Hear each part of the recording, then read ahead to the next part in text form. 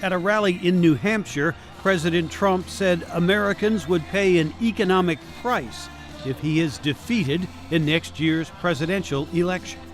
I know you like me, and this room is a love fest, I know that. But you have no choice but to vote for me, because your 401ks, down the tubes, everything's going to be down the tubes. So whether you love me or hate me, you got to vote for me.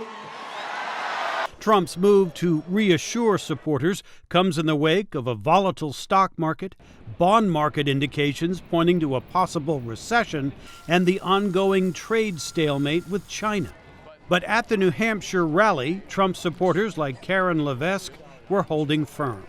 He worries about the middle class, and that's what we need. We need someone that's fighting for the little people. Anti-Trump demonstrators also turned out, including Yvonne Powell. The fact that the stock market has slid so much under this administration is very distressing. Democrats have long accused Trump of favoring the wealthy with his economic approach, including presidential contender Bernie Sanders. This is the moment we stand up to racism and divisiveness.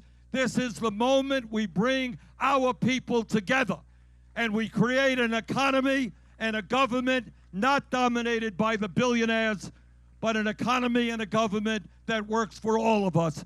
Trump recently announced a delay in additional tariffs on Chinese consumer goods, apparently with politics in mind, says expert Paul Wiseman.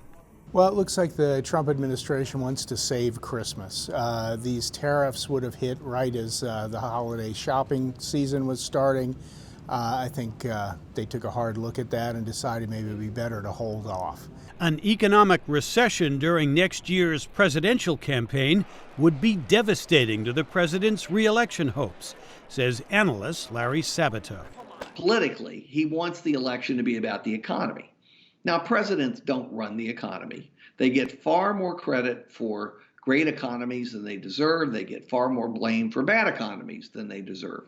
But the truth is that most Americans don't know that. For now, Trump is counting on a strong economy as his best friend in the 2020 campaign. Jim Malone, VOA News, Washington.